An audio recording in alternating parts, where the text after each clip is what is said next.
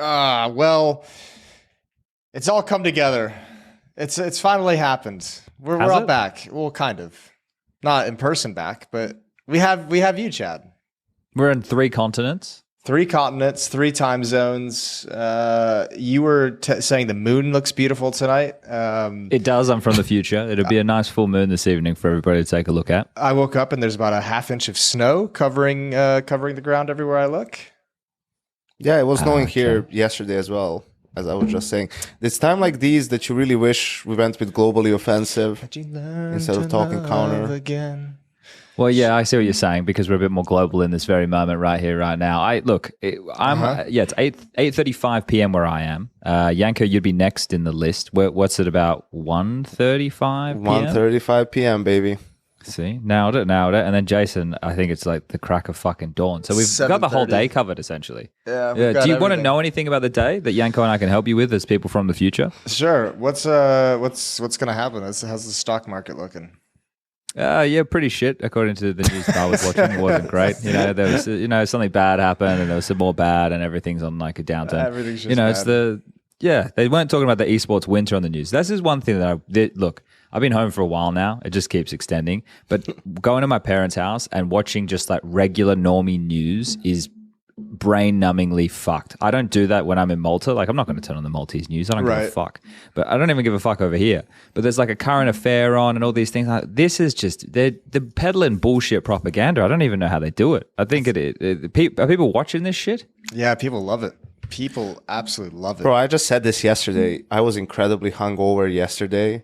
So we just spent like the day in bed pretty much. And I don't know why. I guess it was just we were waiting for some food. So it's not like a situation which you can start a movie or anything like that. So I just played like the whatever, Oz Channel 1, but in Serbia, right? Like the main one, and watched some TV show and like seeing some of the commercials. I'm like, this is so crazy. Like what they're talking about, and watch like the 12 o'clock news or whatever it was. It's like, it's a different reality, really. I'm glad we don't have to worry about that shit though. But they're like all putting their opinions on it. This isn't fucking news. There's too many opinions here. I don't want to listen to this bullshit. And also, like, there's that. You're wrong. Like, this thing you're talking about, that's not how it happened. But it's just propaganda. Yeah.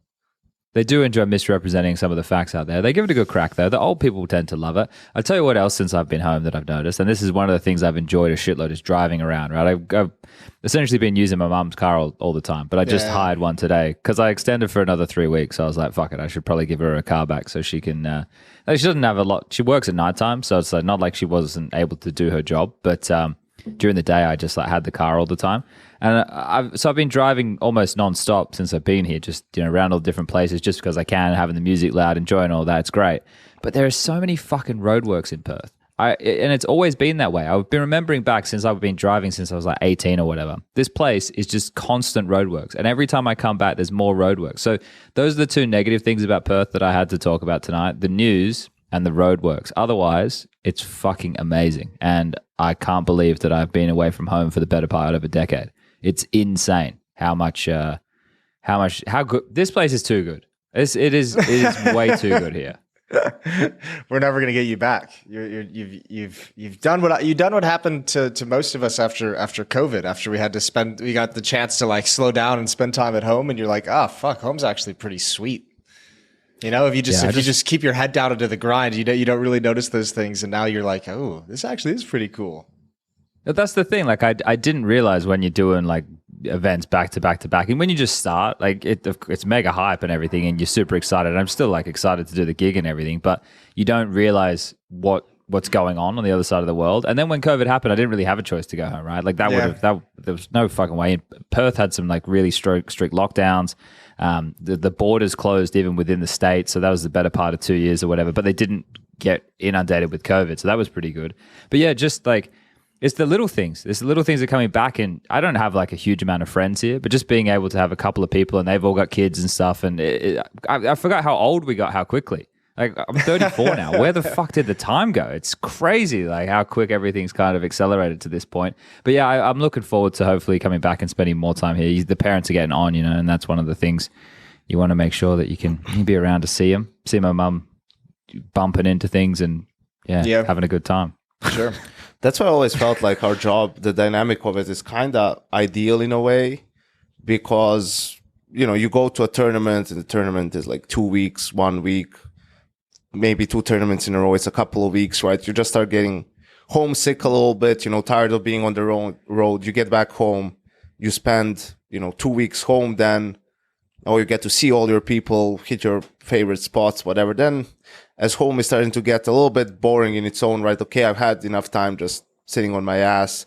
Then another tournament comes along and off you go again into a new adventure. So I think it's actually like a super cool dynamic in a way. Obviously not when, you know, your home is like 2 continents away and I don't know if any company would fly me from Australia every single time for a couple of weeks. That might get a little bit much. Plus, going in economy every time, no, you can't do that. You really have to space those bad boys out.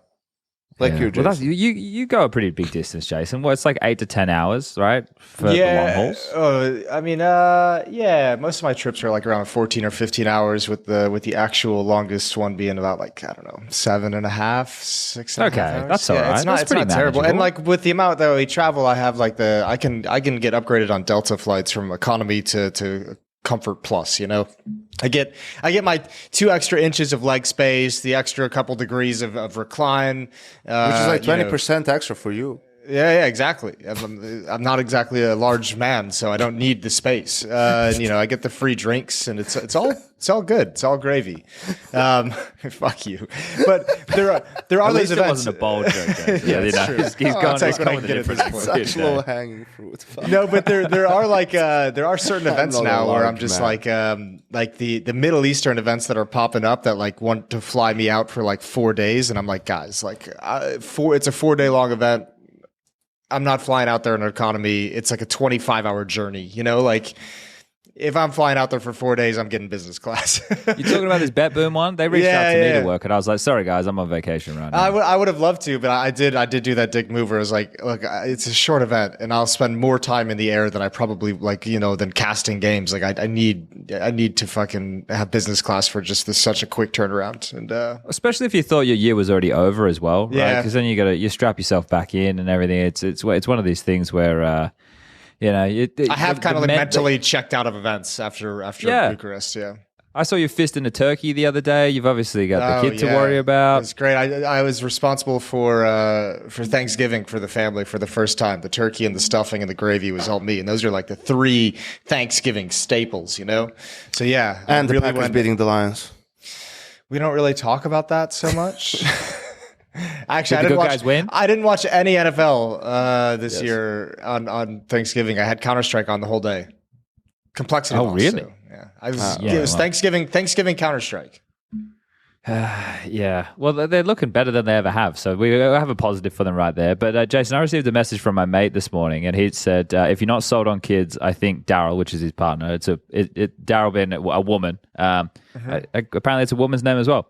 And I got a solid 45 minutes sleep between us last night, and someone has decided they no longer like their cot. So have you had any nights where you've only managed 45 minutes sleep between you and the boss? No, that's extreme. Really? So it's going all right then. Yeah, the only sleeping things were like the first like 3 to 4 months. So like when they're just, you have to like feed every few hours, and she's up crying every few hours. But ever since we put her in a different room, she's been sleeping like 10 to 11 hours straight through the night. Like we haven't really had any teething and stuff yet.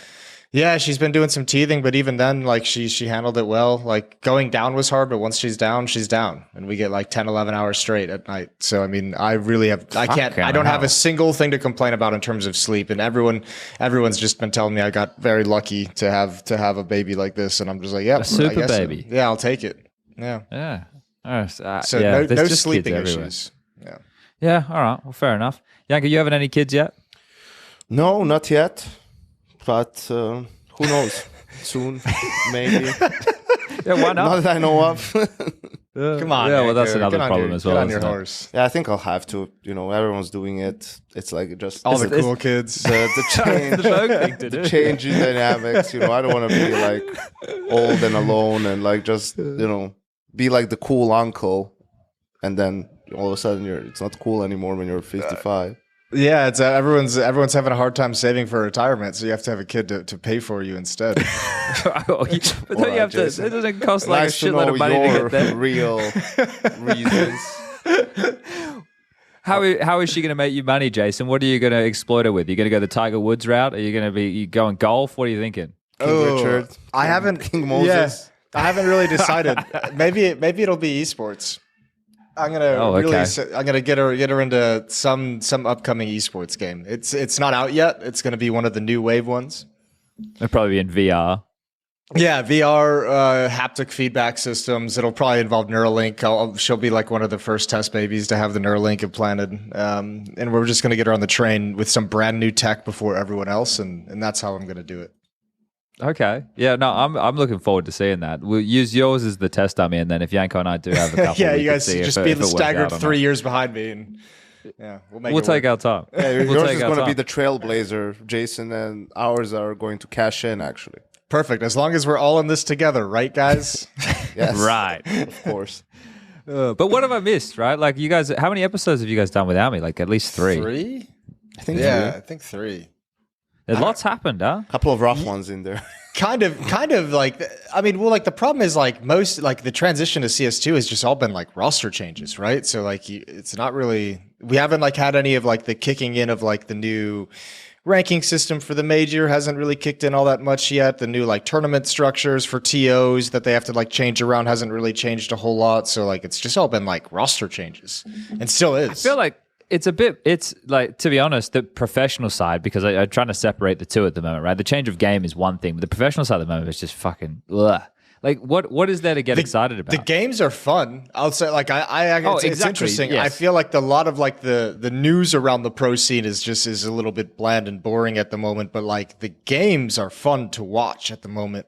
Well, because it's raw and we're learning, and there's the developments with updates. You're seeing how people are using the new mechanics, right? It's a little bit, a bit looser. So there's a lot more clutches going on. I think MR12 has been really nice to watch for me. Has been great to see MR12. But yeah, I think even like just the style of Counter-Strike that teams are playing is like, it's not that like kind of maximize every situation, like find the most, play the percentage in everything, make sure you're saving. Like teams are actually going like balls to the walls, like aggressive style T sides, fast paced. It's like actually returned to some fun Counter-Strike to watch rather than like the methodical, take calculated risks every step of the way.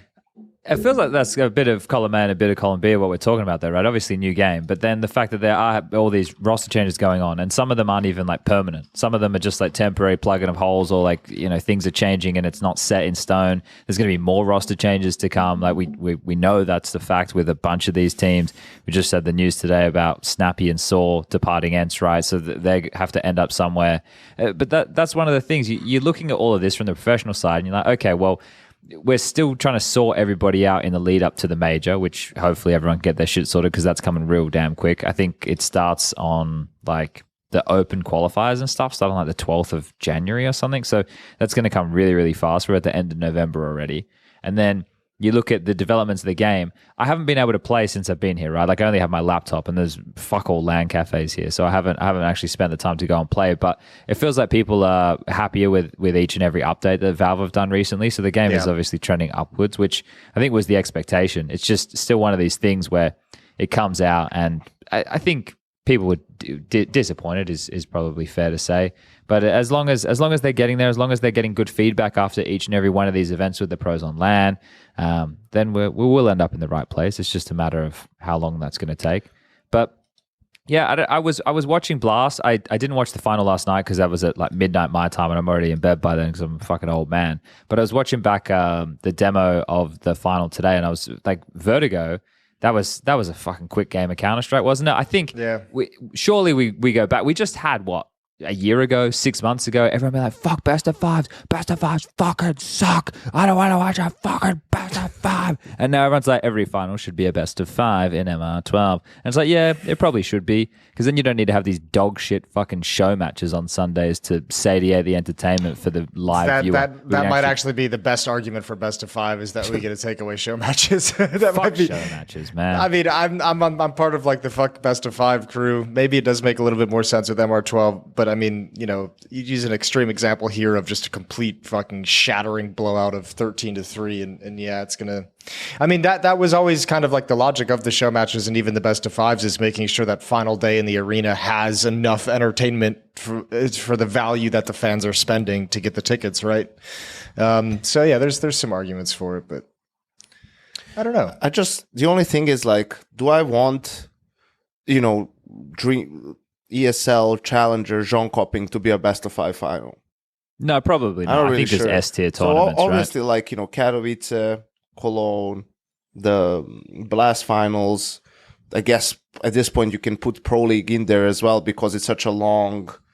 It's a league, right? So you played all these games. You might as well top it off with the best. Might of as well 5. add a few more in there. Yeah, might as well. Like, No, but it would all be fine as well if we were in a better location, right? Like, that's the one thing with Pro So League. the one thing is like the question mark, I guess, is about your like IEM Dallases and those sorts of tournaments. Best of threes. Best of I threes. think you if they're still think? ticketed, don't you think if it's a ticketed event, right? So for example, like a ESL Challenger Jönköping, I'm pretty sure you're not buying tickets just to go and watch that. You're probably there for the other elements of the festival or the BYOC. Yeah. And it's probably, I know Dallas, maybe that's a bad example because Dallas has that big festival element to it as well, but it feels like more people, because it's stateside, might just be going just to watch the Counter-Strike. So I feel like if it's a ticketed event and people are paying like, you know, whatever a reasonable amount for a ticket is for an event like that, then you want to get a day's worth of entertainment. And a best of 5 in MR12, how long do you reckon that's going to go for? 5 hours? Yeah, I mean, Not even. I mean, you have to imagine one of those maps is going to be a pretty quick blowout. I mean, bro, like So 5 casting hours is still- MR12, when you get like a blowout, you're just like, holy shit! Like that was yeah, it's that like was 25 minutes. It does get really. Yeah, so that would be all right. I think you're in danger of like, if by some magic the final is a best of 3 and it's a quick 2-0, right? Like, what, Jace? I spilled What some did he coffee. spill? Keep going. I Ah, spilled okay. some coffee. Yeah, fuck it. I thought knew he didn't- spilled something. He didn't like start recording or something like that. All right, boys, run it back. Save Then emotions. It's like an hour and 15, you know, like it's all Yeah. done. Hour and a half, it's all done, and that would feel like kind of a shitty experience for the people who are there, right? I got one for you on this topic. Is did you guys? I imagine maybe not, but did either of you guys watch the Perfect World event that was out in China? Chad, that might have actually been closer to your time CAC, zone. yeah, it was better on my time zone, yeah. It was Same time interesting zone, because actually. we got to have the conversation because I almost feel like this could be interesting too. Instead of a best of 5, like I would rather us go back to what CAC did, I think, which is have the 2 semifinals and the final on the same day, if that allows us to also do a full set of quarterfinals in some way. Okay, so the Friday 2, the know what I Saturday mean? 2, and then the only thing, this is the only thing, and this is where we need to get our lovely players to think very long and hard about this, because the issue that they have is, right, the turnaround time from that second semi-final into the grand final. So that is the issue, because if you have a 3 mapper, even in a MR12 as the second semi, and it drags because you're having overtimes, and we've seen plenty of overtimes and plenty of regular length games happen so far, then if you only get an hour turnaround time before the grand final, I think you're going to get pushback. But I don't hate it. I'm with you. Maybe I think depending at on an CAC, event, it was 40 minutes. I want to say they probably extended that 40-minute once or twice. turnaround time. Yeah, well, I think that was the time between maps was set at like 40 minutes. They might have gotten a little bit more going into the grand final. Okay. Well, maybe for something like a Dallas, like what Yanko was bringing up here, that could be pretty cool, right? You have more teams who get to make it through towards the playoffs. We have, we do two on the Friday, 2 on the Saturday, and then we do the 3 on the Sunday. Then you have that full day worth of entertainment. Then you don't need the best of 5 grand final. Yeah. But then maybe this is the thing. I still just fucking hate the 6 teams in the playoffs anyway. So Yeah, I would love it if we could just move away from that regardless. bullshit anyway. Yeah, I'm just trying to think of ways to maybe do it, Here's the thing. I still think it's fucked 2 semis and the final on one day. But what if you just had 4 quarters on the first day? That was going to be my next question is because these matches feel shorter, who's going to be the first TO to dip their toes back into the 4 BO3s in a day water? Like who's going to be the Well, one if that's DreamHack was around, I'm sure they would jump at the idea. They'd be like, fuck yeah, let's cram it into our open format. We love finishing at 2 o'clock in the morning. But is it even feasible? Like Well, Yeah, if you don't want Blast has any done it. fans to watch the first series. Blast has done it, but they've like done it in that weird way where they kind of like have the technicality because they've done it in like the showdown where it's online and it's split between NA and EU. I don't think they've done it at like one of the big events, right? Like Bro, one they of the do it LAN every. events. No, they did it at fall finals. You had 4 best of 3s a day, not for playoffs in the arena, but groups, for right? groups. Yeah, Do they really? yeah, man. They did it like before when it was MR15. Oh shit. You should know you were working some of them, Jason. But Yeah, but alright, I'm a it's caster. early. I literally cast the schedule. I 4 best of 3 doesn't matter to me. Yeah, you Half never days know what to do. every day. Every day is a half day when you're casting. But what they also do then is the accelerated schedule. Yes. Yeah. So I Yes. think Which, if you you were know, has Oh, its I pros love and it. I cons. do love accelerated schedules as well. if you were to do that, like then I think you could easily, it would you're have right, to they be did. some massive fuckery where it's like for you to go on really late. If you start like decently early, I still wouldn't. I think 10 a.m. would be preposterous like, to start. Just also for the teams, right? Like you would have to be like your players have to be up at like 8 a.m., 7:45. Like that's really not. I know for a lot of people out there, it probably sounds like what North that's- American complained about a 10 a.m. match one time, and the world hasn't fucking forgotten. And here we are, Europeans having no issues, being like, They were 10 playing a.m.'s at too home early. from online, Jason. it's They're too playing early. at home online. Yeah. We're talking about Chad's getting up having at to get 4 up. a.m. these days. I'm getting up at 5:30. Yanko probably doesn't get up before 10 a.m., but we're all adults here. We can handle 10 a.m. Everyone's I know, entitled bro, to but their it's own not the sleeping same like patterns. for you to get up and like make a coffee and jerk off or whatever it is you do, like, and for a guy to have to go and play like a quarterfinal of a tournament, like. I was gonna You say wanna do your 11 routines. 11 might be doable, right? Like 12 feels like too late for the first game. That's what ESL did one time in Katowice with best of 4, best of 3s, with the first one scheduled to start at 12. And then it was 12, 3, 6, and 9 were the scheduled start Well, you times. you can't do a 4 best of 3 days starting at 12. That's crazy. Yeah, exactly. So I don't know. I think 4 seems like a lot for an arena day. I think the 3 on the final day seems good if you have like a 2-hour break between second semi and final, and then in that Time enough 2-hour for a show period, match. you bring in a DJ, and you it has or to maybe we be just have a barbecue. Dubstep. We get on the grill. We just all get down there. We start grilling, I'm so handing up out for hot that. dogs and shit. I'm We in. do something like that. Yeah. Yeah, we got to come. We think outside the box. I want to say something just quickly because Jason, you made a tweet about this, and I saw some people they were coming at you, but you've never been more right in your life. And I wasn't tweeting for a couple of weeks there. I was staying away from the interwebs. I'd had enough. But I'm still there. I'm still lurking. I'm still in the peripheries. I'm checking things out. I'm making sure everything's still going all right. And there's Jason Moses O'Toole. He's in the trenches. He's gone, you know what? I'm not keeping my fucking head down. I'm not going to read this bullshit. And he's come out swinging. He's come out swinging hard because these motherfuckers out there who are like, FaZe have won 3 massive tournaments in a row. It was fucking online. What has happened? What has happened to the Counter-Strike world for these dumb cunts out there to start conflating online Counter-Strike events? I don't give a fuck if it has 500,000, 250K prize pool. That's fine. These betting companies are just putting money into these online events. That's cool. That's great for them. Cloud9 love it. They can win some events on the side and make some cash. We can't be fucking comparing those events to actual events. There's a video, Jason, you did with Twists, right? And you're ranking his plays. You did it for ESL. And every online event there, he just turns his nose up to it. And any He's like, "This is online, I'm self-respecting out." Counter-Strike player out there in the entire fucking world and history of Counter-Strike will feel the same way. Online Counter-Strike is fucking dirt. And the reason it's dirt is because we don't all have the same conditions. Some cunts on high ping, some cunts on low ping. Some guys playing in his mum's house in a basement somewhere. It's not the same shit. Not to mention the first like 2-3 months drinking of his fucking Coke CS2 Zero. have been all the pros coming out and saying this game feels like shit online, but on LAN it's like 10 times better. Like literally the pros have come out and been like CS2 is weirder online than it is on LAN. So why do we have it? Why is it in there? Yeah, I was getting pissed because I saw like a tweet from HLTV did it, and then like I tuned into the grand final broadcast afterwards, and the analysts at CAC, the guys I'm working with, were like, "Yeah, they just won 3 in a row. It's crazy." And I'm just sat there, I'm like, "What the fuck? Like, wasn't this one like? Am I going crazy?" Yeah, I don't know when that switch happened, and I guess It hasn't happened. We're not letting it not happen happened right to now. me. Like it's, We're on the pushback. I don't even care that there haven't been enough LAN events in CS2. I don't count it. I don't, because dude, it would happen again. Actually, I think like last week when they were like listing like the match win streaks amount of of various series? lineups. Yeah, like the series win streaks of all these different lineups, and it included the online matches for FaZe. And I was just like, why?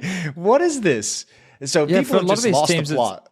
A lot of these teams, like, and you guys can attest to this. You guys were coaching teams, and the same as when I was playing. Now, look, when I was playing, we needed to try and win anything we could just to go back a little bit of self-fucking respect. But for teams at the top level, online matches in certain occasions can just be like practice, because trying to fit in practice between events and stuff, it's not always easy. Plus, an online official is the next closest thing you're going to get to a LAN official, right? It's the ability to be able to have a little bit more high stakes. You've got people watching. You're out there to actually try and perform and win. But at the end of the day, it has that caveat of being online. And as soon as we blur those lines and we start just then let's just play all of it online. Why would we even go to LAN? What is the point? Why would we do it in an arena? Why would we do it in front of fans? Yeah. Like what like as soon as you start to let people have that overlap, it's like, okay, well, let's just all play from home. Let's just turn it into an online only thing. I'm sure the TOs would love it. They'd have a shitload of fucking money on having to do all this stuff, fly everybody out, pay for a venue. It's like that right there irked me, Jason. I just wanted to give you my utmost respect there. I wanted to bring that up. That was one of the things which I had been keeping tabs on. So good job.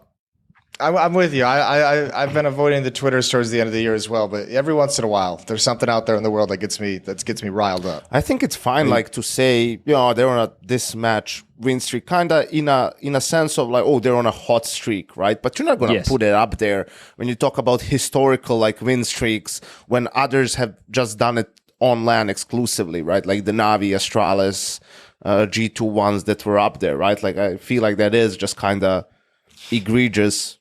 The only one that I had a question about, the NIP 87-0 win streak, is that 87-0 in LAN, or did that include online? Because that was like 2012, 2013 when we probably had a decent mixture.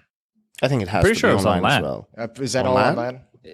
No, well, okay. So let's think about this, because we could be way off base here. But HLTV, right? They were doing updated graphics throughout the weekend when FaZe were winning different series. Yeah, and it also was including the one that G2 had, right? So they had the FaZe win streak is like a total of 18 in a row before it stopped, right? But that was including online results, I'm pretty sure. But they had another graphic that they were pumping out there that was comparing it to the other teams that had been able to do it, and that was a LAN specific graphic. I'm just trying to flick through it right now. I think there was one where NIP was number 1 with like 36-0. I think that might have been. There we go. So it's 60 for NIP. Is LAN matches? Yeah. So it says 18 matches won in a row, 13 on LAN. So NIP had 60 on LAN in a row. Liquid had 23, 17 for Astralis, 15 for Luminosity. I'm just looking at the NIP page. They didn't lose a LAN match in 2012. That's kind of nice, right? Yeah, that's a pretty nice record. That's not bad at all. That's a good year. They didn't lose a match until, what is that, like April of 2013? That's fucking nuts. Yeah, and I think one of the things when pointing this out, it isn't actually to like take anything away from FaZe, because maybe there'll be some FaZe fans listening like, yeah, but they fucking won the events. I'm like, yeah, well, they did win the events. They were doing good, right? That is not the conversation here. The conversation is conflating LAN and online events and trying to make them seem like they have the same level of relevance. But what's crazy here as well is like you look at Astralis is like 4 times on this list, and it's only 18 and 19. So basically they just had like 2 losses, I guess, or maybe even, could be just 2 losses that sort of cut their streak, and then they had to start the streak again. But if you combine all these numbers, it's like 55 wins. I wonder, looking at that, Yanko, how many of in those different streaks they have there would you like Inferno and Nuke? Like that time for those guys, just Inferno, Nuke, like almost every series. It was kind of crazy. Well, I guess that makes sense considering the map pool and how popular they were, but that just being so dominant on those two made their life, well, I don't want to say it made it easy, but it definitely made, actually, fuck. Nuke certainly did. Well, because remember, that was also at the time where like they had like Liquid by the balls in terms of like map pool. Like there was nowhere Liquid could go in the map pool, and they played them in all those finals in 2018. Yeah, that's so sad. Right. Like going into the best of 3, knowing like, they are 1-0 up going into the game. You just can't take like Nuke away from them. And Where like are they and now? Liquid never wanted to play Train, and well, I mean for good reason against Astralis. They were very good on Train as well. But yeah, like they were just that team was fucking wild back in the day. It is funny. Because you look at a lot of the orgs here, right? Like NIP, Astralis. I know Fnatic's not here, but they're like another dynasty org from CS:GO. And you look at that and you think like, where the fuck are these teams now? Like Astralis is still holding on to some semblance of respect, but the other two, fuck me dead. If we're talking about poorly managed teams, and I don't need these people to tweet at me, I don't give a fuck about their opinions anymore, to be completely honest with you. I'm not here to have a conversation with them. The proof is in the pudding, as the adage would say. And that pudding tastes like shit. Those teams have just been running a shit show. They have just been running absolute shit shows. Astralis, like, at least they're going out there and being slimy cunts in the background to try and get themselves a couple of nice players. But you look at this thing now with Stabby. They did good. The internet did good with that one. I Sometimes think that was they land. Bubsky. I think that was Bubsky. Was it? Yeah. Okay. Give a shout out to Bubsky with that one. Yeah, shout out to Bubsky one time. Yeah. But Stown and Yabby making that move and now being on Astralis, and then like I don't know how that team's ever going to work when you look at it role wise. There's going to have to be some quite large adjustments necessary to make that one all a possibility. And the thing is, they kept Stare. I thought they were going to keep Buzzy Boy. I thought Buzzy Boy and Device were like buddy, but they kept Stare into the mix. So. I was fucking dying. Did you see Device's tweet after this whole thing went out? Oh God! No, what did he say? I was I'm fucking creased. He goes, "It's not always teammates become friends, and even more rare to be very good ones. Buzz to me was like a little brother, and I'm sad to not be part of his journey anymore. But I'm sure we'll hold a lot of success. Borup, it was my pleasure to get to know you."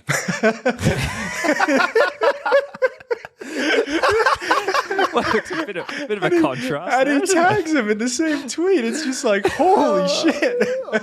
Yeah, but I think it's a separate tweet. I know.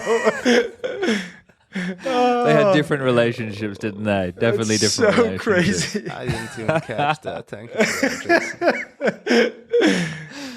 Oh dear, that's not bad at all. And then the follow-up, as I get older, in the industry, one thing that inspires me is talent and different perspectives to the game. Yabby and Stown are extraordinary, and I'm really excited to get to know them both in-game, but also as persons. Exciting journey ahead. Well, see, it might be his pleasure to know them one day too, Jason. Yeah, I know. I'm really excited to see. I can't wait to find out. Yeah, it's. I guess it's going to be. I mean, that whole project is interesting. I think you're right. I mean, the funny thing is, even Astralis as like an old school org, like as a team, they're still kind of have enough sway to get the players in to be a dangerous team. But even Yeah, just because like NIP and Fnatic went out there and committed Harry Carry and went, we're Swedish, not anymore. I know. Like, come on, guys. Fuck. But even on like the organizational perspective, like Astralis has taken so many reputational just body blows, haven't they? Like no one looks at Astralis anymore as like this like top desirable org. Well, I mean, I feel like ever since they got rid of Hunden and Casper's shit, that's when they turned the corner, really. From after that point on. okay. I don't even think they've turned the corner yet after all that. Well, I think they have. You know, they also, I think it was around that time they brought the performance guy from Heroic over, so they already did grab some of their talent, and you could tell, Casper. you know, ever since Cologne, right? You could tell like the team, the players, you know, there was like a great atmosphere there, sort of turned a new leaf, it felt like, right? And then I started cheering for them. I thought they played like good CS. They were like a fun team to cheer for, right? Because it seemed like they were having fun playing with each other too. And then now this whole situation, I think it's like, again, I mean, it's pretty much honestly what a lot of people have been asking for just kind of earlier. You know, it's like, okay, you get Device back, build them like a proper team. You know, like go all in if you're Astralis. Don't just have like Zipic still on the lineup. Like at that point, I was saying bring Stare and Zyphon, I think were the two picks that I like put in. And then it was Blame, Device, and I guess Glaive as the in-game leader at the time, right? I was still in the lineup. But now when you look at this lineup with Blame, Device, Stone, Yabby, and Stare, well, that's actually like fucking sick. You know, in terms There's some of like, heavy hitters. Yeah, exactly, right? And the whole Stare over Buzz thing, I was like I think Buzz showed more so far, but I guess it just tells you about the belief they have in Stair and the upswing and potential, and maybe Well, how Stair he was would, great on Well, Sprout. and how He he also- would fit role wise. He also might have saved himself at CAC. He had a monster of that at CAC. Well, you think they're making the decision that late? Maybe they are. I mean, guess at that point it doesn't really matter with that I think piece. you're using everything as like a guidepost, right? And like even if maybe Buzz is like kind of winning out in most categories, just the ceiling, Stair carried them through a group stage to get into the playoffs. Yeah. That could have just been the tipping point. Because I think, even in Blast, Maui, if I remember on the desk, was like having stats of like Stair versus Buzz, and like it's not like there was any significant difference. A lot of it was going to come down to, eye test things inside the server, like judgment in terms of the decision making, and probably kind of attitude and relationship with the players in the live matches as well. But yeah, I don't think it would have mattered to me whichever way they'd gone, to be honest with you. I don't think I would have had a strong opinion if Buzz stayed. Yeah, well, Buzz always just felt like It just felt like it because of Device. Yes, he felt like he had that opportunity because Device saw something in him, right? Which is a great person to see something in you. Yeah. Like, that's fantastic. The fact that somebody like Device would have the faith in you. But Stair was the one that was meant to be as that next gen that wasn't in Heroic, right? The next kind of star for Danish Counter-Strike that wasn't already spoken for by a big org, right? So, yeah, I look, I don't know if I like what Yanko said about the team, and now they actually have a team that can win with Device and Blame. But in terms of that piece, it could have been either or. I'm just excited to see what really comes out of that. And yeah, so I was just going to say, it feels like with the other four guys, that fifth player isn't going to be the difference. It's not make or break, right? Unless Stair turns out to completely shit the bed, right, and becomes a liability, which I feel like also Astralis is counting on that not being the case. But he's not the, he's not the focal point. And even if Buzz stayed on the lineup, he wouldn't have been the focal point. You're literally the fifth most important person in that lineup. Yeah. So, which is also another thing is like kind of you imagined it. They had to buy him out from Sprout, and probably his salary must have been a little bit higher. So, I think financially probably would have been easier to keep Buzz. So again, that speaks of the sort of trust that they put in him. And I guess, I don't really blame Astralis too much for all this. I mean, you can look at the lineup that they had, and they were doing fine. Like, I think, like they were progressing, and that's okay. But if you do have the opportunity to pick up like guys like Stone and Yabi, and they're willing to leave Heroic for your team, I mean, fuck it, like, why not pull the trigger? I don't think that's something they necessarily planned for or that they initiated. I think they just saw an opportunity and seized it. Bro, they didn't just get those players from Heroic. They imploded Heroic. But it's actually this feels like a classic move for them, though, doesn't it? To try and go for these like games behind the scenes where they're signing them ahead of time, and we don't know. We don't actually know. Yeah, exactly. We don't know what happened, but it's always fun to fucking speculate, isn't it? That's the best part. All right. So I think this is what happened. This is what happened. Straight from the source of my brain. Okay. There we go. Right. So Stone and Yabi were like, this fucking Acadian, man. Like, can't handle these peaches anymore. Like, all this crying, all this bullshit. Like, fuck this. Like, we want him out. All right. Well, I guess if you all feel like that, Heroic says he's going to be out. All right. Who are we going to get? Shit. Hey, maybe. Anyone got his number? Hey, like, Glaive. He's on Astralis, right? Like, let's maybe see, hey, guys, Glaive, like, wait, what do you guys need Glaive for? Well, we're thinking of maybe making some changes. Oh, are you now? Well, funny you should say that. We have a special offer for you right now for the for Black Friday. We can get Stone and Yabi. You guys can come to our team. Instead, we got Blame, in-game leader, can also kick the shit out of you. We got Device.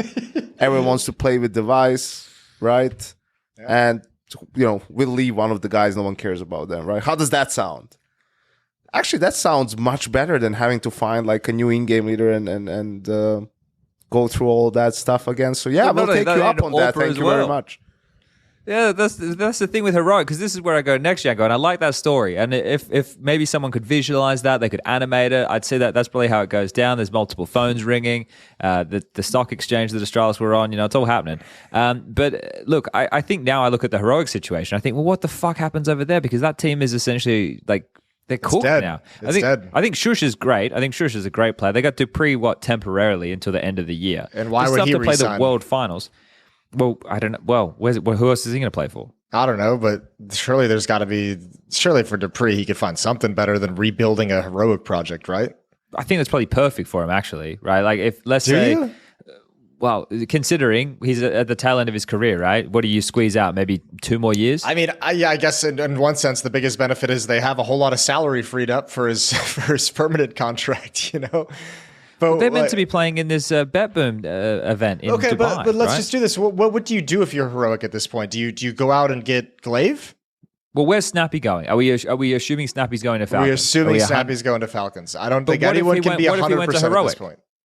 What if he went to Heroic? Sure. But do we believe that in any world? Well, then what? They get rid of Exist as the coach? Yeah. Why not? Okay.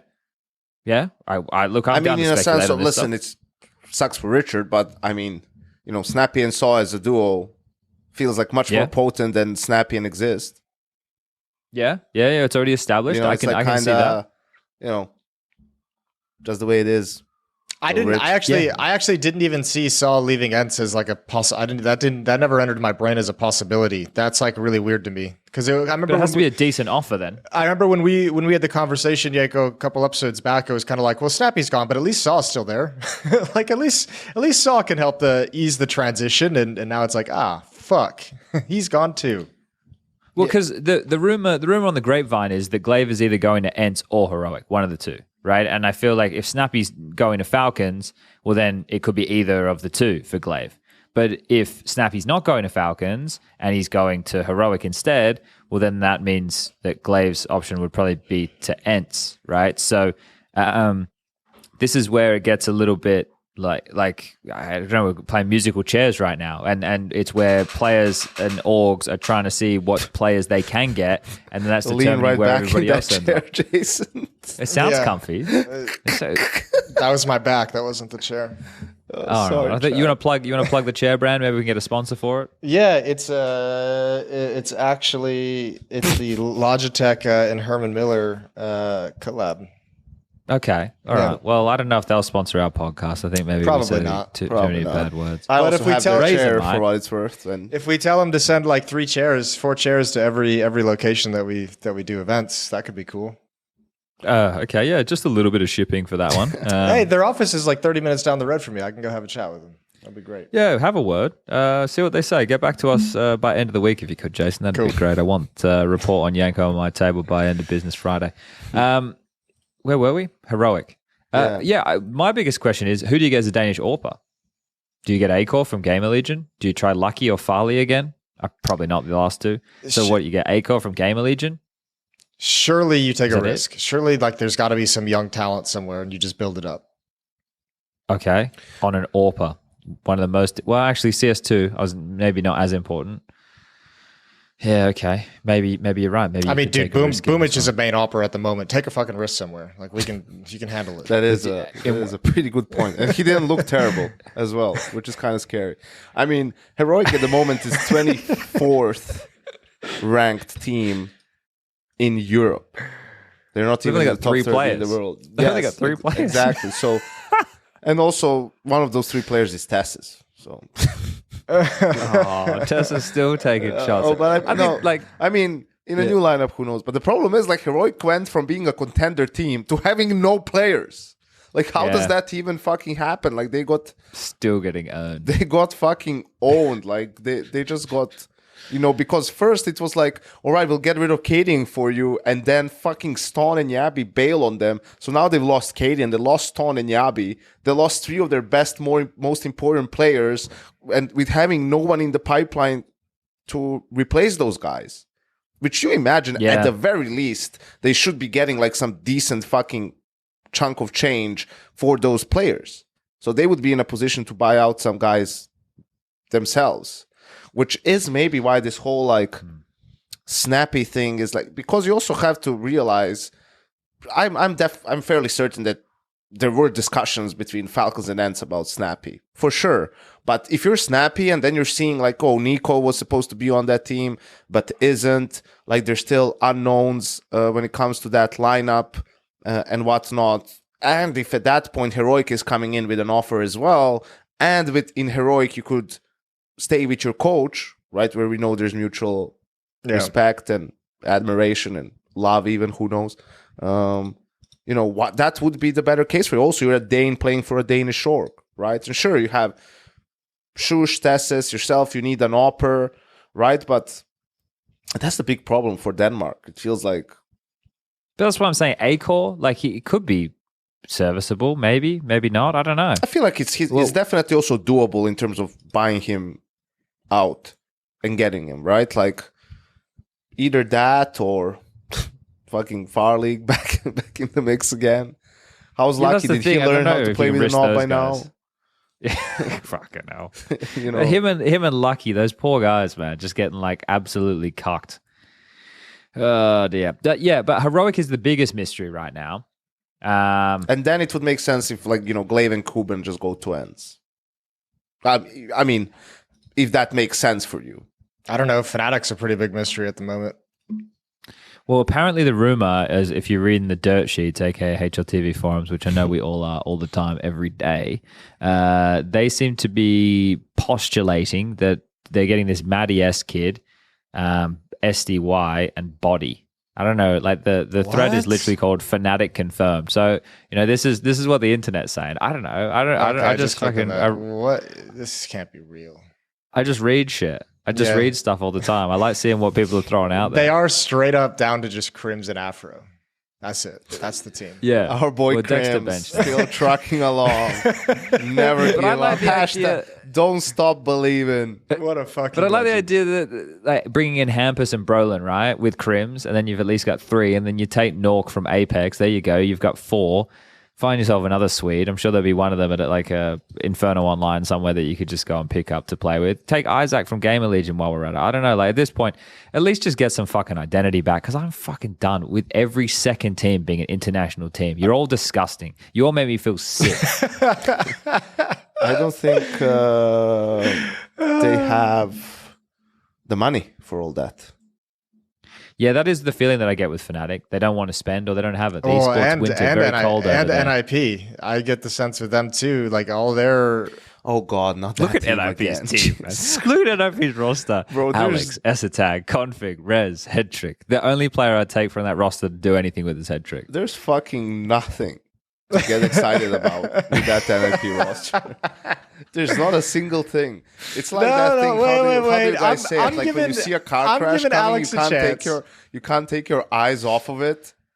Like I feel like that's NIP for me now. It was like North was all those years back. You're just waiting to see who are they going to lose to next. Like what's the rock bottom going to be tomorrow for ninjas in pajamas? Dude. I feel bad for Alex. I'm giving Alex a chance. Yeah, man, but I'm excited he's not for been Alex. giving a chance with fucking this team. Alex inherited some debt, right? He hasn't come into money here. He's come in and he's gone, well, fuck. He has to start at the bottom, like the poor guy. He was probably better off staying with Movistar, but this is a bigger org and probably more money, and probably a way to make your... Also, if he can show some form of improvement as like with the leading of the team, then maybe he puts himself in the conversation to be an in-game leader of an international team that is a little bit better than this in the future. So there's like good career prospects for him in that way, but he's going to be getting on, Alex. It feels like he's 27. Okay, so he's not that old. For an in-game leader, he's still got a good amount of time. You're like, he's inheriting some depth. It feels like he's like this dude who just became president of Argentina, and he said, I'm going to shut down the central bank. I feel like that's kind of the situation Alex is in NIP. He's like, I'm going to shut this motherfucker down. Like, let's build this roster from scratch. I know this guy he's I used to play with him, you know, he's okay, you know. Mopos, let's bring him over. I have a nice opera. His nickname is Martinez, you know, and just so just I mean, to take it to a serious angle, like DJ Allen in an interview did say that him and Threat built the lineup around Alex. Alex was the first signing. We built the team around him. It was just that he had some obligations with movie stars. So they built this lineup with the intention of having Alex having it. They're also in the future, just like me. All right, talking about things that matter. Dexter getting benched is no surprise for anybody, right? What do you reckon? No. You reckon Dexter gets back on Greyhound? I think that has to be the best move. It's got to be an While Aussie I'm team. trying to build an Australian super team, it's just not fucking happening because people's buyouts are too much. So he's just going to have to go to Greyhound, I guess. Buyouts everywhere are too much. Yeah, get back there. And dude, find the money, Chad, for Christ's sakes. I'm trying. Yeah, can't be that hard. Find the money. The pockets man. aren't as deep. You need to make a better pitch deck, you know. This is kind of how it's supposed to go to a certain extent, right? Like, obviously, it sucks that Dexter, I mean, has to kind of, I guess, no offense, drop down a level, go back and play the Australian Counter-Strike, but like that's kind of like what you want with a region like that, where you're like, Dexter's now been in Europe for what, like three years now? 4 years now? He's had like experience in-game leading top teams, top players, competing in top events, and now he gets to come back and bring that knowledge back to Australia. Like that's kind of what you want if you're the players there and the teams there who want to take a step forward. It's not like a guarantee that it's going to give you some kind of massive improvement, but it's something to work with, something that you don't normally have. Yeah, and I agree with you to a point. My biggest issue is when you come back, sure, you will probably get better because you have a better in-game leader. It'll free ENCE up as well to be just more focused on fragging. And I think ENCE is very good. I think across the board in the team, ZYWOO would probably be the one to go. They could keep Liaz playing the more like anchor roles, and then Vexite. I think Vexite needs to really knuckle down. I expected more from him, and I'm not getting it. But if Vexite can find another tier and he can find another level, then you got him and ENCE as your fragging force. Alistair's always going to be streaky. But less about the players, more about the fact that you're going to atrophy in the region. You can be the gatekeepers, you can get your sticker money time and time again, but you're not going to be a team that ever really makes a dent. And if that's what you're content with, right, and that's all that you can really muster because you can't get visas or you can't do this or you can't do whatever, that's fine, right? Then you're making the best of what you can, but you will just atrophy as a team. You're not going to be, you know, world beaters by any means. I think the problem is like the atmosphere and the mood. You know, I do think that they've fell into that lull of we are too good to be beaten by anyone in the region, but not good enough to do anything significant once we actually go to an international tournament, right? And it's been, a couple of years now, probably, that's been the case. They just win every qualifier. They're always at Pro League. They're always at some of these tournaments. They always get a spot at the major, and the peak of their success is ruining someone's pick'ems, you know, and that's it. And I mean, in a sense, that's like enough for them to make a living and have a win. You know, that's but if you're like the owner or whatever, you obviously would, in theory, aim for more or want more or look how to build on what you already have. So just the fact that they got a coach, man, like for starters, like for me, that's big. It's Aircast, right? And I was talking about like getting a European coach or someone who, you know, like could instill proper regiments and whatnot, but I think this is good enough, I guess. And then maybe if you could make a couple of changes. I think for Dexter, you know, he got his shot across the pond and had some decent results at times, not always the top four best, at a major, right? The best environments for him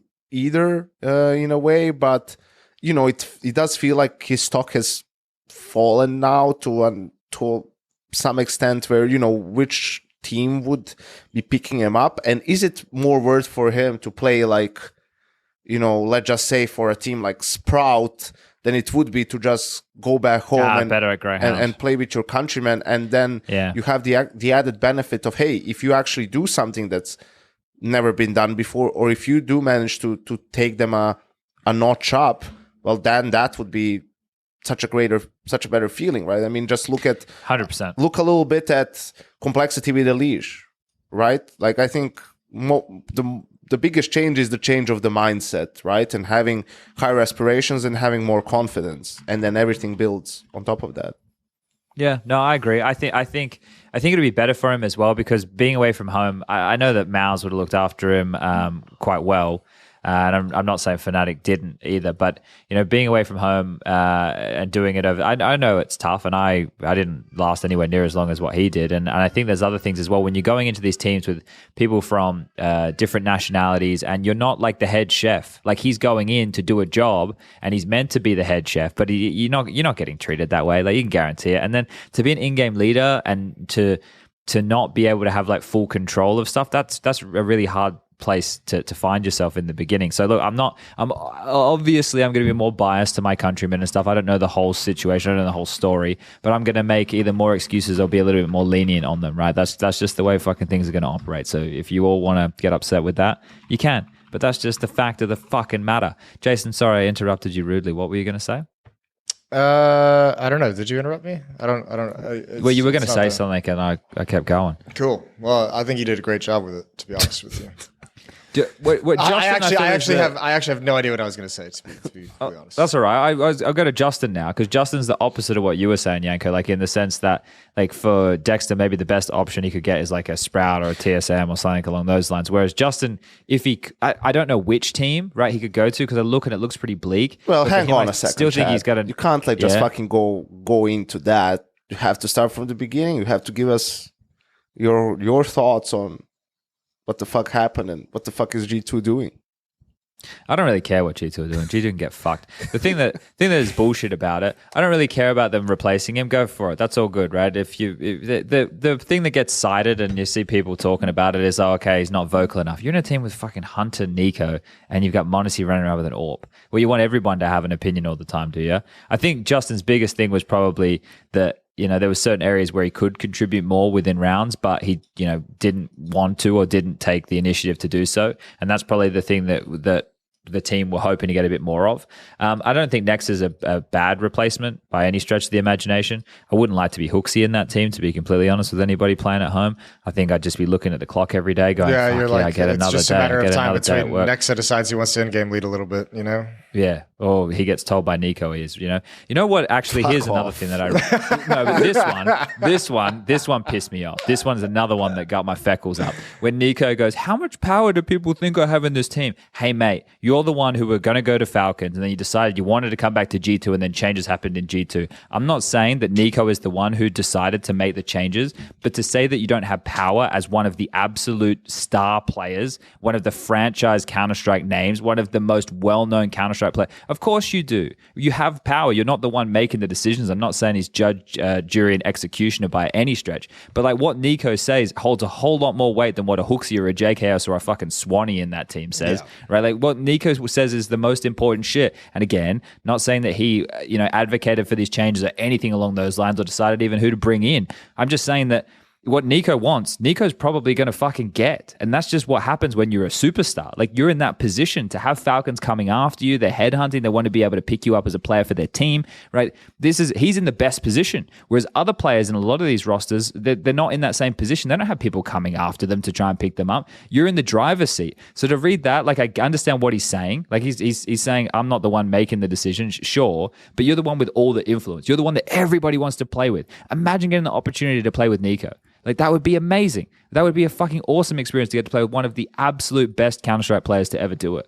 So, like, that right there, yeah, I get what he was saying, but that was kind of my view on it. But yeah, the G2 thing, the thing that pissed me off is, so the leak comes out about Justin being benched. G2 don't announce anything for 2 weeks. Right? I guess at that point the news is already out there. But then they wrap the fucking the announcement of him being benched into the same time with Nexa joining the team.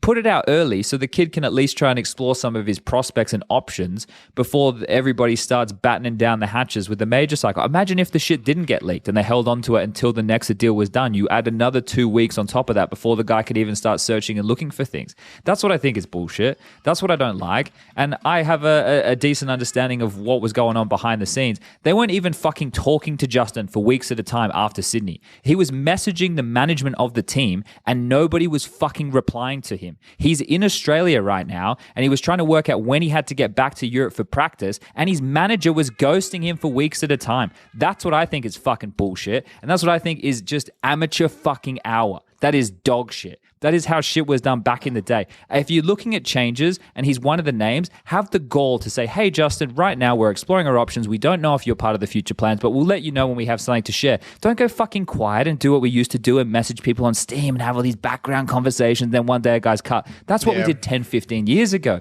We're talking about a professional organization, one of the most well-known Counter-Strike brands that you have got, not Counter-Strike, esport brands going around, and the manager is ghosting one of the players. What the fuck are we talking about? That is absolute bullshit, man. That right there, I don't care about what issues they had with Justin, why they wanted to get rid of him, why they didn't see eye to eye, whatever it is. That's fine. Replace him. I don't give a fuck. Go nuts. Don't treat people like that, especially in a professional environment. That is bullshit. That is absolute bullshit. And that is the thing that irks me. Anyway, as you can tell, I don't really care. No, I think you're. No, that's absolutely fucked up. Like that should never happen, especially in today's day and age. Especially with an organization like G2, you just can't be doing that. I mean, yeah, you really can't be doing that regardless of whatever organization. Like just being able to tell someone who's trying to organize their fucking life. Who's just trying to figure shit out and make sure that because I know like probably got like a girlfriend back in Europe, got like a whole apartment and set up that he's got to get back to, like, but like you just got shit going on, so that's a bit wild from G2.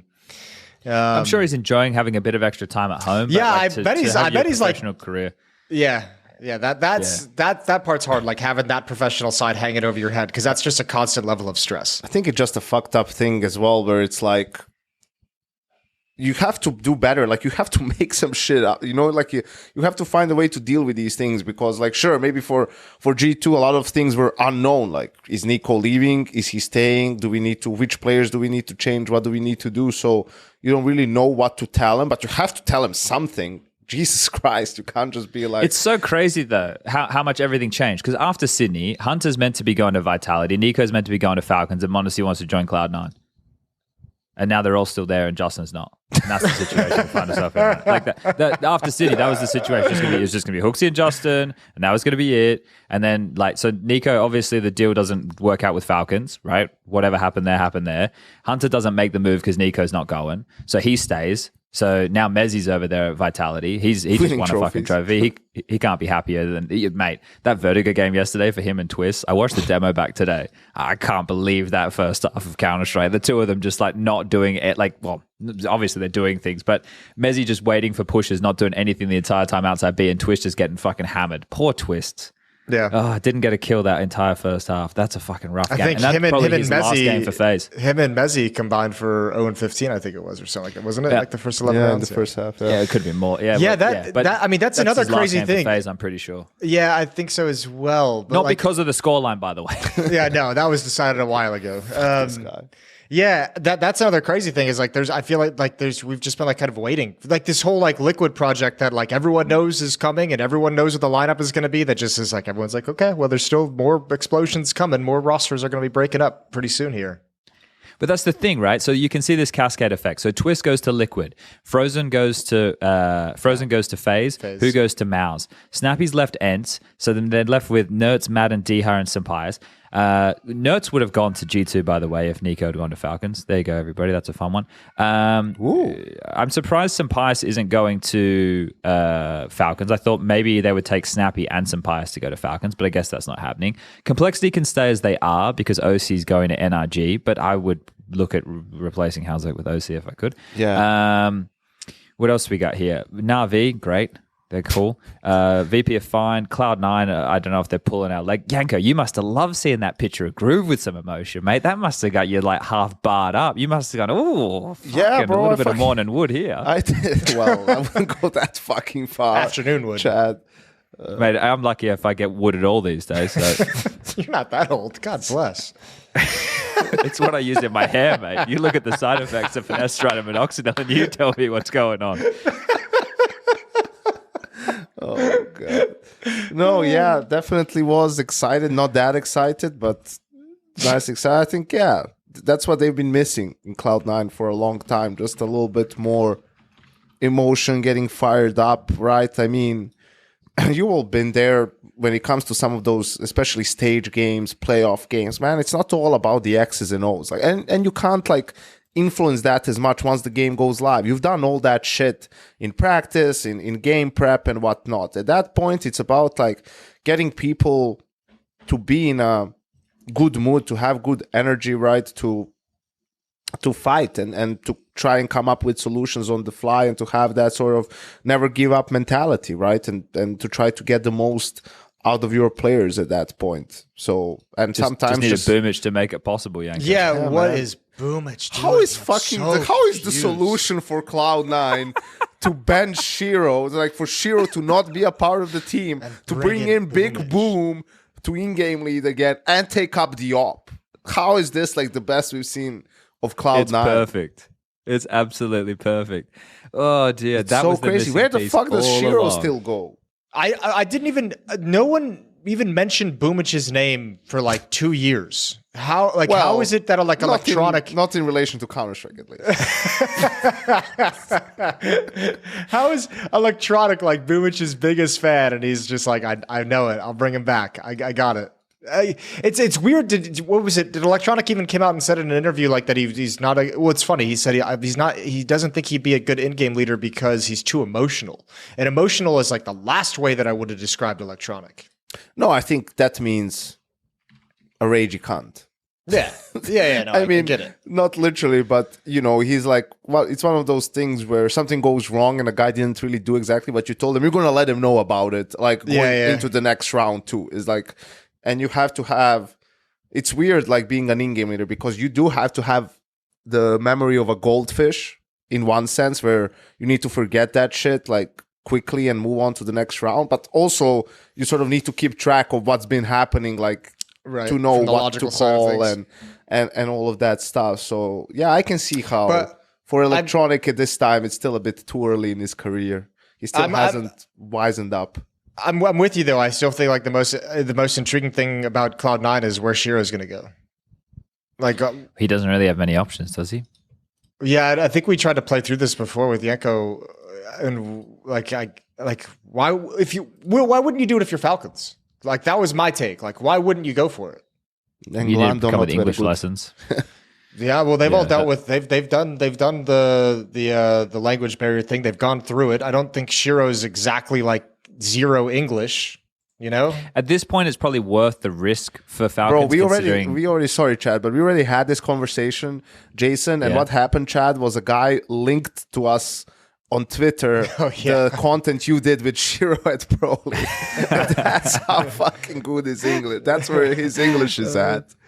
That was a good bit. I said to the manager before we did that, I said, all right, I'm going to just ask Shiro a bunch of questions. And even if he doesn't understand me, just tell him to reply with that line over and over again. So it was a good bit. Shiro was up for it. He was a good sport about that one.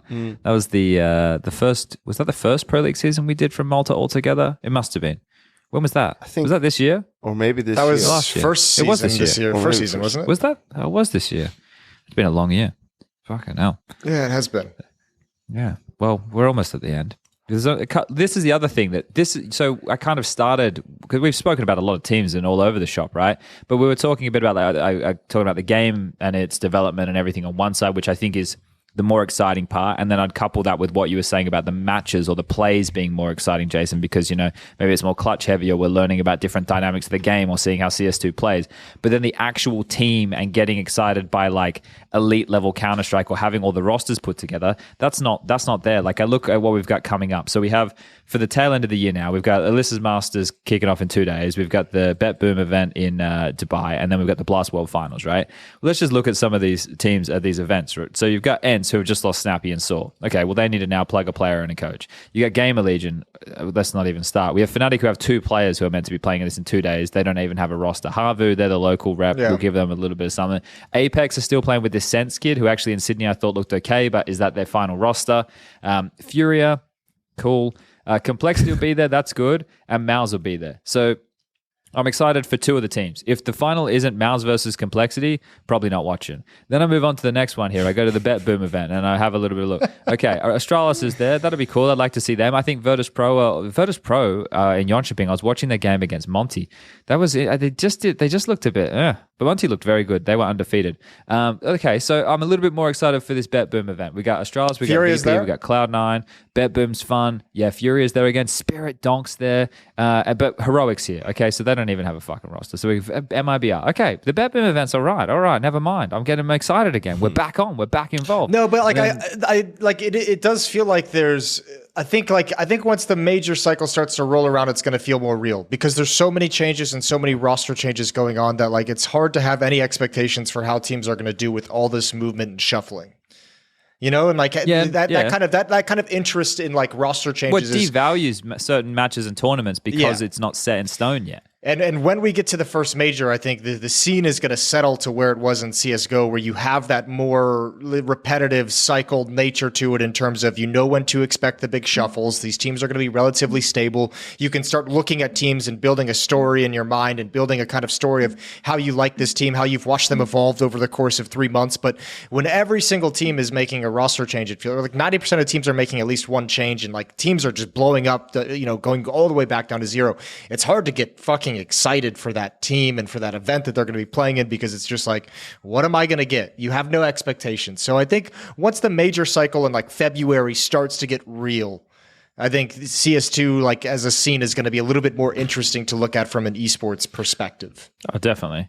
Yeah, well, I think with it has to be with the start of next season, really. I mean, it's not like the major is pretty early in the year, so you would just have to starting, with the preparations, with the boot camps and whatnot before the season starts already at, Blast and Katowice, like those events that you had before the RMR, you're using them to figure shit out. Did you like set up all the positions correctly, roles, but you won't be making any fucking changes from that point on, right? Like those are the rosters that you'll have for the first major cycle. Yeah, I did. Did you guys get that calendar that I did up and shared with all the homies? Yeah, so it's really nice of Blast to actually release their dates ahead of time. I think that's Valve putting pressure on the TOs to release their dates a little bit earlier. ESL have already been doing that for years, but I think Blast, if you look at what they did last year, I'm pretty sure it came like at the very, very end of the year, maybe after their World Finals or even at the start of the next. But with my spies, I was able to get all those dates. It's good to know as well that like the last major. The second major of next year is going to be the last event of the season. I think that's going to be pretty fucking sick. That's probably not official, but maybe that's not official. No, it is. I'm saying right now, it is official? Okay, cool. Yeah, I think they put it on we talked about this last time.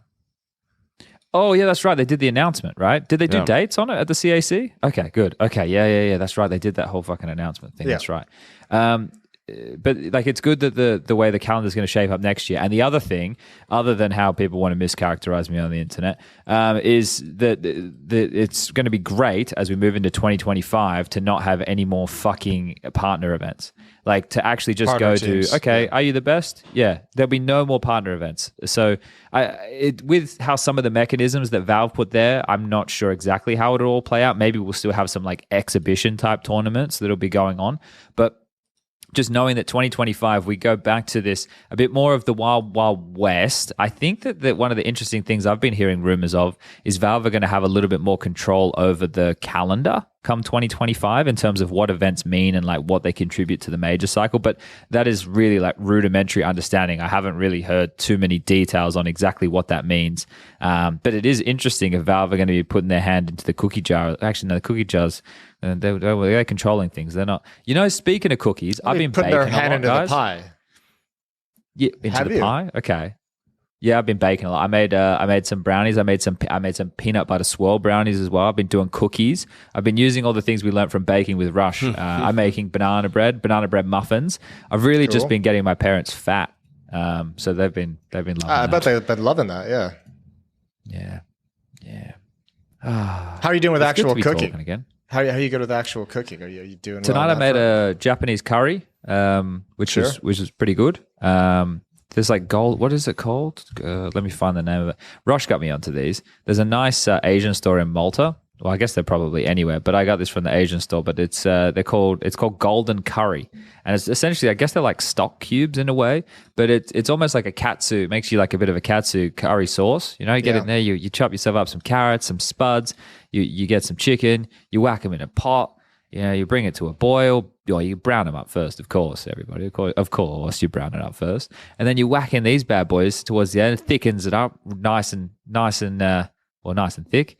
And you have yourself the Japanese curry for dinner. And the old man liked it. I've been cooking good steak. They can't believe it. They're like, who the fuck is this guy? I'm eating vegetables now. Good for you. I remember when you first moved to Malta, I came and visited you boys at the Lanshan, and it was like Uber Eats ordered every day, and I was like, "Why don't you guys cook?" And you all looked at me like I was fucking crazy. And you're like, we don't fucking cook in this house. I opened the fridge and it was like 3 bottles of ketchup, and that was it. And I was like, "Well, yeah, we've grown and developed since everyone, then. Adults have formed out of these creatures." I had a friend come over last week and drop me off a leg of venison, just a deer haunch. Oh, was that Joe Rogan? He came over and brought you. It literally is like my Joe Rogan-esque friend. With your Black Rifle coffee. Yeah, he came over and hopped out of his car and he's just got like a deer leg in his hand, just holding it by the bone. He's like, "Here you go. Just let this one age out in the air for about 4 or 5 days, and then it's good to cook." And I was like, "Okay, yeah, yeah." So I have a deer leg sitting in my patio right now. How do you cook that? Well, in true Joe Rogan fashion, I'm going to throw it right on the Traeger. I don't really know beyond that. Do you have there's wood chips on the Traeger, Jason? And yeah, and I'm going to see what happens. Probably in a tray with some potatoes and veggies, and we're just going to go from there. Okay, all right, nice. All right. Well, that sounds great. I'm excited. I have 1800 ping right now on TeamSpeak. Yeah, I've been noticed a little laggy as we've gone on. I didn't know if that was all of us. I didn't know if that was me. I didn't know. It was just Chad, but it's fine now. Well, where do you even see your ping? You right click on the name and you can see like it's going down now. It's going down. I am on a 5G connection, so we're doing the best we can out here. I think it's working great, all things considering. I also got excited about ZYWOO's interview saying I started to have a bit of an ego to show people what Fuck yeah, ZYWOO. Fuck yeah, ZYWOO. That's what we're talking about. Why'd it take so long? I'm never gonna be happy. I guess he was just. Oh come on! I'm never gonna be happy. You have one kid and you can never be happy ever again until he turns 18 and goes to college. Actually, no. I was laughing about it this morning because when I did wake up, I read this interview and I was in bed. And I woke up at like 5 a.m. and I was thinking at the time like I should be happy about this, but I'm not. I'm just not. He's only 23. He's not even at like the peak of his powers yet. But hang on, let me find where it was. Yeah, like, I don't know, like I knew people would start to talk my level in the game, and I think I started to have a bit of an ego to show them what I'm capable of. Like, and then he just went on and he's like, if you think you can still do it, you can. I'm like, that's not an ego. That's not ego. Like, get the ego. Get in there, ZYWOO. It sounds so much better in the headline than it does when you actually read it. Yeah, I know, and I know I should be happy, and he's saying the right things, and this is a step in the right direction, and I like ZYWOO. But come on, like, give me. If you're gonna say you have an ego, let me see that ego. Just read the headline. Why are you reading anything else? You don't need anything else in life. Like the Nealon interview. My year at EG was one of the best for me. That's all I need. That's all I need to read. Nealon loved EG. Do you know what? He was the only EG fan out there. Do you know what that does, Chad? Or what it should do? It should put your motherfucking life in some perspective, man. If that was the best year of his life, Nealon's fucking had it rough so far, man. It's not being easy growing up in Kazakhstan is all I'm saying, if that was the best year of his fucking life. So I like Nealon. He's always got a smile on his face. He's got cool glasses. Nealon's a cool dude. Seems like I enjoyed having a chat with him in Malta for a while there. He was an analyst, wasn't he, recently at an event? I think he worked on a broadcast. Carry please ones, I think. Okay. Yeah, okay. Oh yeah, it says right here. I had no follow-up to that. That's just okay. No, it's a fun little tidbit. They're always nice to have. You need a few of those preloaded in the chamber, ready to go. You can't really live life without them. Never know when Phil is gonna pop in. Did you guys producing any tournaments soon? Did you guys notice the one cool thing Blast? Maybe not the one, but a cool thing Blast did at the broadcast was they put the coach cam. They had I did see that. Yeah, that was sweet. I liked that. I didn't see. So you and I were talking about this just before Yanko got here, Jason. But I didn't like. I watched the phase versus complexity game, map 3, because I woke up at like 3 a.m. or something. So I watched that. but I didn't watch a lot of the games live. I've mainly watched the demos, which is unfortunate because Counter-Strike is an entertainment package, and just watching the demos, I'd be like going X's and O's. I could tell you on Vertigo, well, FaZe won the pistol, but lost to essentially an eco on the second round of the game, and then Flamesy absolutely dominated them for the remainder, and I could go through all that stuff, but I can't tell you like, okay, so how was the crowd? You know, what was the intros like? Because I imagine it was more of the same, the classic blast, like dun dun dun, dun and the spotlights and the rays out of the stage. And Banks doing his intros for all 10 players and the coaches on the and the sports stuff and the chef. It's a bit excessive, that stuff, isn't it? Now, like I remember I sat in when I worked the fall finals. I think last year I sat in the audience in the crowd and I watched these walkouts. And it's like I told them after the fact, and obviously they didn't listen to me. But I was like, you guys have to like change this, because as I was standing in the crowd, it's like the hype and intensity of seeing the players rise out of the stage and walk down, and then getting to that center stage and having all 10 players get like a 1 to 2 sentence intro. And then having each player in like 3 players per team interviewed on that front stage. By the time the match actually starts, I'm like, all my excitement is gone now. Like I hit a peak and then I dropped all the way back down. And then it's just like there's that like that lull when all that goes on is just like it's I don't know. I think it destroys it for me. It destroys some of the excitement for me. Yeah, I think it's it's a little bit weird because it takes time for them to get to rise up and then to walk to the stage. You need to fill that time somehow, but I think it becomes too much like talking about like every single guy. Yeah, and the problem is too, like once they sit down, the players have to have, I don't know how many people that listening would know this, but like once they sit down at their computers, they have to have like, I don't know the actual number, but it's something like 8 minutes, you know, to double check and make sure their setups are good, that nothing's changed, that they're actually ready to go live. Like they have to have time. So some of these segments are like, some of the segments you see on broadcast are built to like kind of hide the fact that those 8 minutes have to be elapsed for the players to confirm that they're ready to go. But when you add like that 8 minutes onto like the 10-minute interview fucking section in the middle of the stage, it's just like all of a sudden the intros happen and 25 minutes later the game is just now getting live. Yeah, for me it seems like too much time. For me it feels it kills the energy.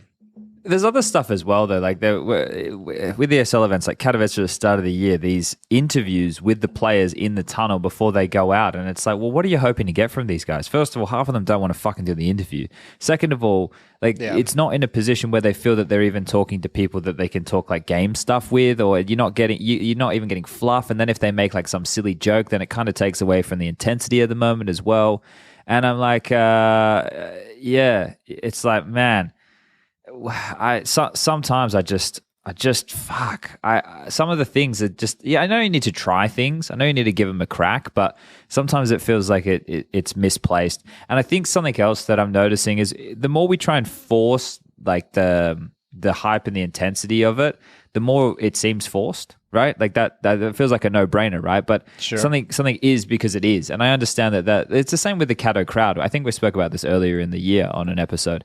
The Cato crowd once upon a time was one of the best crowds. But if the crowd that's there, they don't want to offer up that level of energy. First of all, they're paid for tickets. They don't have to offer up any level of energy. They're the paid patron. They can do whatever the fuck they want. This is a mind shift I've had recently. If you want to go to a Danish event and there's no Danish team and you go home after the first map, that's fine. Do it. Do whatever. If you want to boo, fucking boo. You're the one paying for it, right? So it's not my cup of tea, but I guess at the end of the day, the people who are paying the bills can do whatever the fuck they want. But yeah, there's just certain things. And like, again, I think I just returned to that point. We have to try, but I think once we try and we see whether it works or not, we should either try something new or scrap it completely. But yeah, I don't know. We're not in a bad spot. We're in a great spot. I think one of the things I want to see us do in Counter-Strike is try and bring back a bit more of the vibe of like a raw LAN, how it was once upon a time, which would, it seems like an easy statement to make. It would be a hard thing to pull off. But to your initial point of how we got here, Jason, talking about like the camera on the coach, I think that's a nice innovation in a way.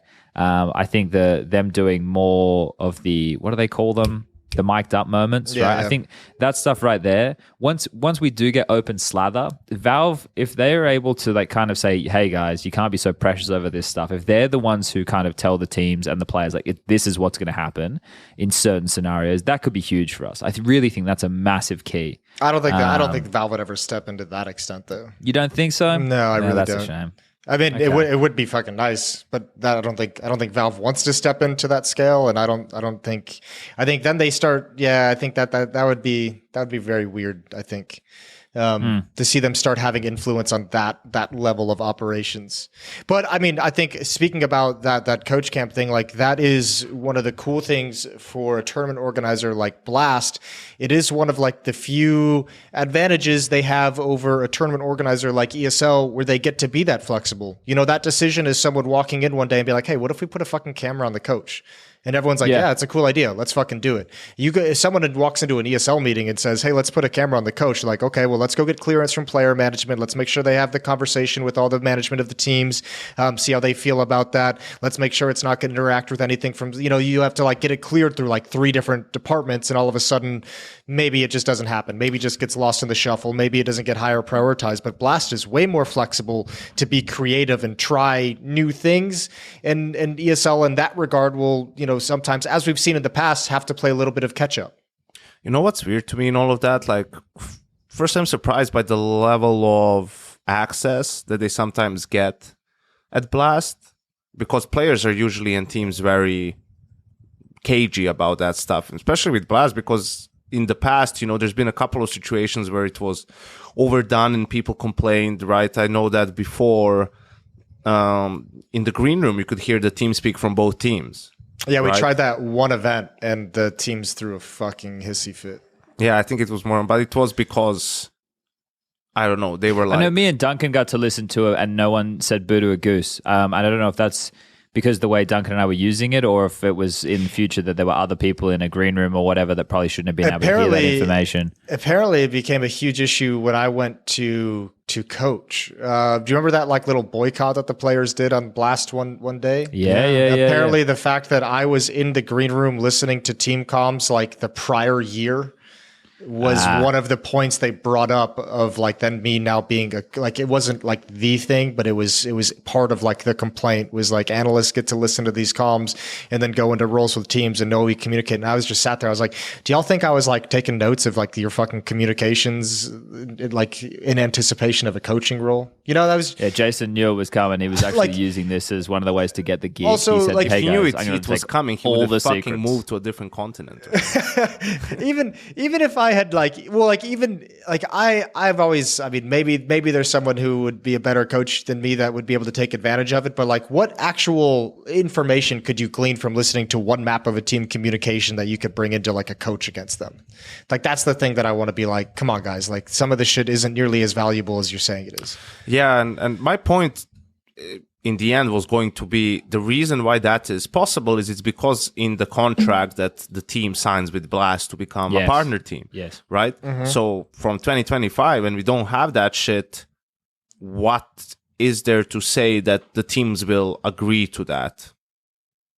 Yeah. How will you get that done? Good point. Right? Like backfire now? Like to have some of those cool features at your broadcast, whatever it may be. Like what if the teams just say, I guess you could still, like, if you qualify for this tournament, right? You still have to sign something like, like to attend the tournament, even just that one tournament, I guess, right? You think in theory, it shouldn't be hard for Blast to be like, hey, we're putting up, $250,000 prize money. We're putting your team up in a hotel. You get 5 rooms. We're buying 5, 6, 7 plane tickets for you to get here. If you want all of this benefits, then you have to do the X, Y, and Z. You have to be part of the content and the show that we're putting on. You can't just turn everything down. But I don't know how that shit actually all works. Just in my head, it feels like, again, we have this conversation all the time where it's like TOs are paying for a lot of things that takes weight off of the team. So like maybe give some things back to them from time to time. I think that it's going to change in the future as well, because if Valve only pay for 6, but like ESL and Blast currently pay for 7, right? I think ESL and Blast pay for like coach and manager as well. Yes, they do. But if Valve only pay when the majors are on for 6, when we no longer have partner events anymore, then ESL and Blast are no longer, or at least they shouldn't, if they want to keep some fucking sensibility about them, they shouldn't pay for 7 anymore. I think they should reel it back and just pay whatever Valve have sanctioned as like the main go-to. Because this is interesting. I have Nasu coming on HLTV confirmed tomorrow when I do it. I guess that's going to be 3 o'clock in the morning for me on fucking Wednesday. And I want to talk to him about like this esports winter stuff, right? Because the position I talked about it from is more from like a talent perspective. And I can see things are changing in our world a little bit. I'm just curious from like a team perspective. And ENCE is probably not the best team to talk about getting hit in that regard because they seem to be a little bit wiser. Smart. And yeah, they're not one of these teams that's just fucking lighting money on fire to keep themselves warm. Well, Natsu's been where's a part all the money of like going? 4 esports apocalypses over his life and career. Exactly. Yeah. So I would love to kind of get his little surmise on what he sees happening and everything, and also like this shake up with the Falcon stuff, because if they have been knocking on the door regarding Snappy and everything, that's something that they would have had to have been dealing with. I just think we're not in a bad spot by any means. I think we're always, as Counter-Strike, I think we're always in a pretty good spot. I just want to know where this next level comes from, because we've got the new game now, right? We're sure it has, some things look a little bit better, some things are still, teething issues or whatever. But what's the level up going to be in terms of the broadcast, or what we can bring in terms of a show, or because we have to evolve too. Right, like it has to evolve and it has to change. I'm just curious as to how we're going to be able to do that if we don't get more access that we're talking about right now, and how we go about leveraging that access, and if that's something that needs to be a conversation with Valve. There's a lot to be discussed, a lot to be done, boys. Okay, never mind. I misread. I thought we'd been going for an hour and 57 minutes, but that was seconds. We've been going for an hour and 30 minutes. Fucking hell, that happened quick. Jesus. Yeah, welcome back. 2 hours later. I just don't like it when I see things like where people are just trying to do shit you see on sports broadcasts, right? Which like recycling it. Like, I'm not saying, like, obviously these people have been broadcasting competition for decades, and there's definitely shit that you can learn and take away from that and whatnot. But also, we're not fucking sports. Like, we're playing video games, and our audience is much younger too, right? So you just, even if you look at average age for some of those sports leagues in the US, I mean, it's crazy. For some of them, like, it's 50 plus years, right? That's not our audience. And just because also some guy who's in that position in a company and he thinks it's cool, like, and wants to introduce it, doesn't necessarily mean it's really cool, the idea, right? So I think stuff where we are able to just make it more tailor-made for our audience and sort of what would be interesting to people, and not necessarily what you see on whatever name it is, match day or match of the day, or in all these different, like, whether it's football in Europe or football in the US or NBA or whatever. I think that's a way to do it, and not necessarily just every time. Like, for Blast, I was surprised to see that they didn't have a desk for the arena, right? Like for the 2 arena days, and they were just standing there in the middle. Like, they didn't even have a host. It was like Maniac brought them back in. It was Maniac and Pimp between maps. It was like, wait, what? That was for the groups, because they did it in the arena as well. They did it in the arena as well. What? Wasn't it just the 3 of them? It was the post map segment was just Maniac and Jacob, and they talked for like 3 minutes about the map that just occurred, and then they went to a break, and then it came back in with Freya, Maniac, and Pimp to introduce the next map. But the post map wrap up was just the analysts just going over. And yes, I noticed. Talking Clouder exclusive again. GLAIVE has joined ENCE. Yes. Oh my God. Okay, so there you go. It was announced 7 minutes ago. Holy shit. All right. Well, an exclusive. Shut up. Interesting. Well, we're probably going to be the first podcast out talking about this, I guess. That would probably be true. But we'd already discussed this. So then GLAIVE's not going to... Then who are Heroic getting? We're back in the Heroic conundrum. Is Snappy going to Heroic? You think? I think, like, if they could get Snappy and Saw, like, they should have absolutely gone for that. And I think Snappy would definitely take less money to go to Heroic with Saw than to just go to Falcons for the money. Really? And Cuban is also announced as the coach, by the way, for ENCE. Oh, Events. Yeah. okay. So Oh, all that's kind of interesting. I like happening. that. Okay. Yeah, not bad at all. Okay, so this has all happened very quickly. So ENCE have got their shit together. They don't mind that. ENCE have been ready and raring to go for this. I imagine the Snappy situation's been in the works for a while because we've had his name floated around a lot. Okay, so just the one change and kind of a drastic change, a whole in-game leader shift. And the last time that GLAIVE was playing, it wasn't the most crash hot Counter-Strike to be watching. So it's going to be interesting to see how he redefines himself. That's the biggest key, right? Because if you're ENCE, I want to say, yeah, I'll still stick with this. You're taking a risk. When was the last official GLAIVE has played? Like, he wouldn't have played an official in CS2. So the last official that GLAIVE's played, let's have a look right here. Matches was on the 9th of June against Complexity when he was playing for Astralis, and the Astralis roster at the time was BlameF, Device, GLAIVE, Buzz, and Ultex against Floppy, Fang, Grim, Sonic, and JT. That would have been when Sonic was standing in for Hauser because he couldn't get a visa. So that's the last time. Okay, so it's been, let's just round up. Let's say it's been 6 months since his last official. It's not bad. 5 months, and he's gonna have to play coming tomorrow, 2 days time. He's gonna have to play in 2 days time with his opening match going to be against Harvu in Finland for the Alyssa Masters Espo. Okay, wow. I have to. There's a couple. Some of the things are really puzzling about this whole GLAIVE situation.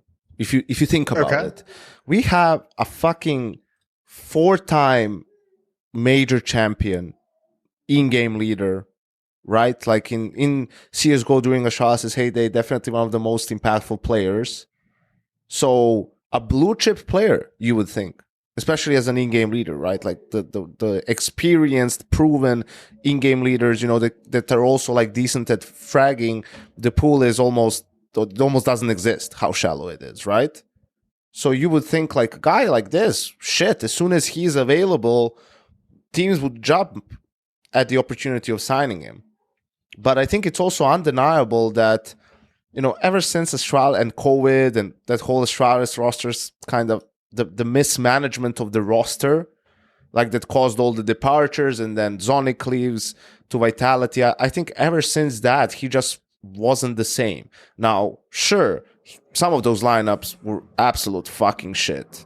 Like you couldn't have done much with all of that. But even with this sort of last roster that, again, leaves something to be desired with having Altex in there, I guess. But it did feel like, just in terms of like, the calling a little bit and the level of play, that it wasn't really up with the meta. The meta? Yes. Yeah. And he has like lost his touch to an extent. Now, why that could have happened, shouldn't also forget he had a kid like in this year or towards the end, or like towards the end of last year. Towards the end of last year. So that's obviously going to change your dynamic and maybe something that he needed more getting used to than he anticipated. I don't know, but it's so weird because I can't say, like, first of all, I don't know how anyone can say that this is like an obvious upgrade for ENCE. And you had people sort of like say that, oh yeah, I mean, Snapping it was mostly like Saw doing like a lot of the stuff and whatever, like anyone else could do it. I don't share that sentiment. I think Snappy was a big part of their success with Saw, of course, but also Snappy. I think it's actually it's a risk. It's a pretty big gamble. It's a hefty risk. Like it can pay off well because he is an experienced in-game leader, played at the biggest games and all that stuff. But it can also be a flop. I don't think it's a guarantee. Yeah. It's not a given. I'll say, I think like a couple of the obstacles I see with it, just and again, I actually like this move. I think it's a really cool risk to take. I think the upside is there, and obviously you have a complete lineup put together with D-Hub, Madden, Sunpius, and Nerds that GLAIVE really didn't have toward the end of his time at Astralis as well. But I mean, first of all, calling in English. Another language barrier situation. Yep, especially for your IGL can be a little bit. And GLAIVE's English is great, but again, the English in Counter-Strike in those microseconds a little bit more rough. And then also, if you look at stylistically the way GLAIVE and Snappy call a game of Counter-Strike, it has been vastly different.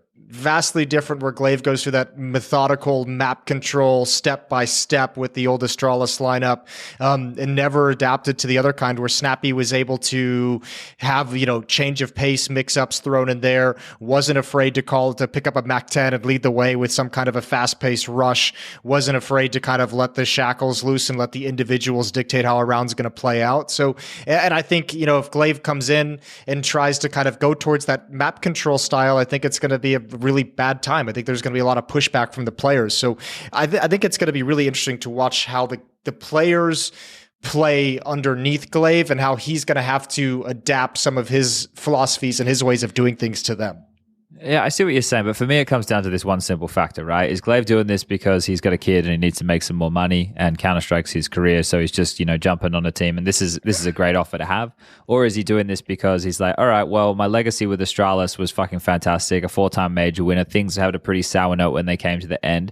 I've had some time off, I've had a chance to reflect, it's a new version of the game, let's come out right now and let's put our fucking stamp on this again, because without me, Astralis didn't win those fucking majors, so let's go, baby, I'm fucking back in action. And personally, I hope it's the second one, because that's exciting, right? Because and I agree with the whole risk sentiment. I'm all aboard that, right? Because it might, like, you're going into an established team. Like, that is not something that is an easy place to find yourself. But there's one thing that, as long as he is doing the work, right, and is showing that he's not like rusty or he doesn't understand the mechanics of CS2 or he doesn't have it. As long as he's done the work in the time that he's had off to make sure that he's up to date and ready to go, he will have the respect of those players, because he is a 4-time major winner, right? He is an absolute icon of the game and his influence there. So I think that it could work out very nicely. Do I think it'll take ENCE to another gear? That's a whole different question, and I don't know. Like, I don't think it will, because ENCE were one of the best teams in the world for the better part of this year. So it's going to be hard to push them further than that. Yeah, that one's going to be the interesting part, because like, you are kind of joining a roster where the expectation has been like a top 3 team that they've been consistent in with Snappy at the helm. So you don't really have, this is a big pressure job for GLAIVE to step into.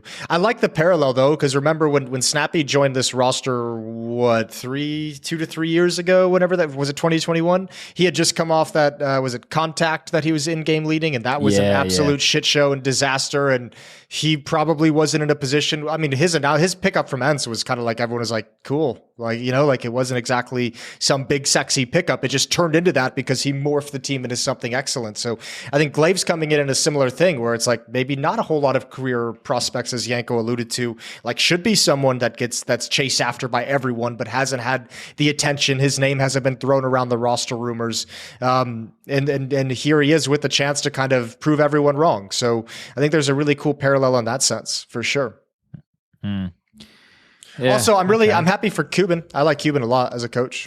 That's another weird one, in a sense of just, not that Cuban is a weird pick, but just bringing like a coach and an in-game leader together. I would hope that at least they would have the two of them have a couple of talks before going full on with the signings, because if they like disagree on some of the core things, right, whether how to approach the game, how to do things in certain situations and whatnot, we saw how it went with Cloud9, with Kazaa just left the team, after a month, because he was like, well, this isn't really working out, and there's no point in, coaching this team when, we have such different opinions on how the game should be played. So I think for GLAIVE, definitely something to prove, man. Just, because as I said, ever since Zonic left that team, they couldn't find, not like similar success, any success. The team just completely fell apart. So in a sense of sort of proving it, like, hey, it wasn't just up to this guy and this team. Like, I was a big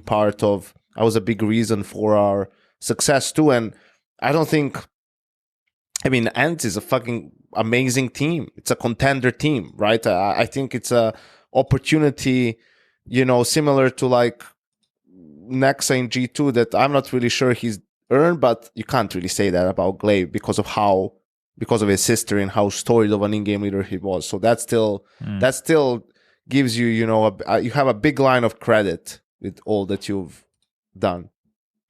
Yeah, and the thing is, I guess, so some of those events that we mentioned for the tail end of this year, if this is the roster that they're hoping to run into the next major with, which I would assume it is, they get a couple of cracks now over the course of some high-profile events against good opponents to kind of test their mettle a little bit and work out exactly what they want to do. And then you go into the break, you take some time off after Christmas, and then you come in and you're trying to hit the ground running with all those adjustments. So it's kind of like a soft entry. The expectation for ENCE to do well at these events now that they've lost the in-game leader is somewhat diminished, right?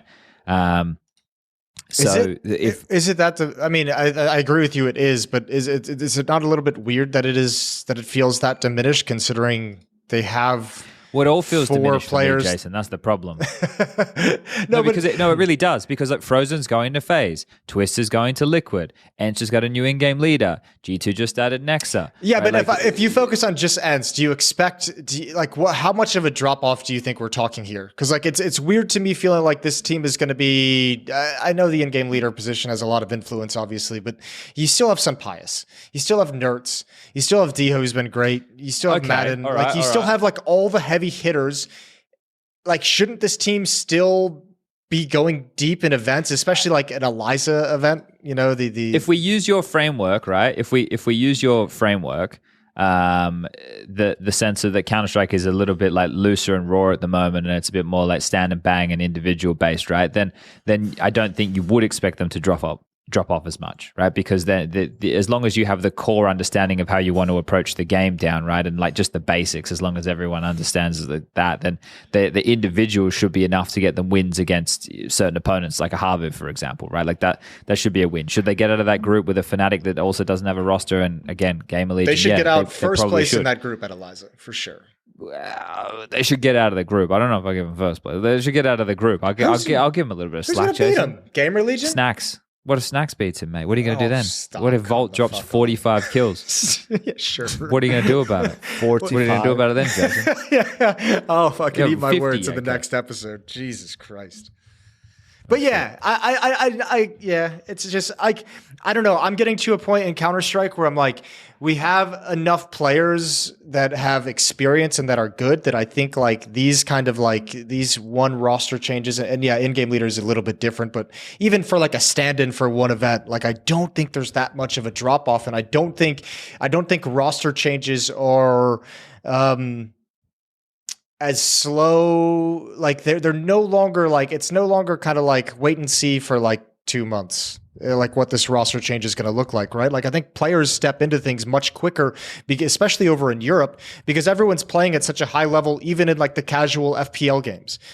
You know, like everyone's playing and playing smart Counter-Strike for the most part. Obviously a little bit loose, but like stand-ins can do good in events, as we've seen a number of times.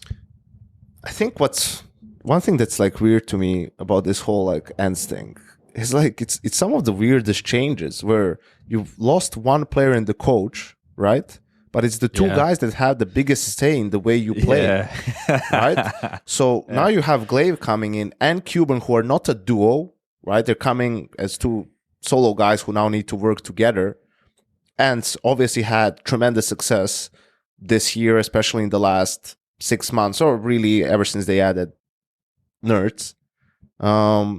So it's like, how do do these four guys sort of start telling them how they used to do it, right?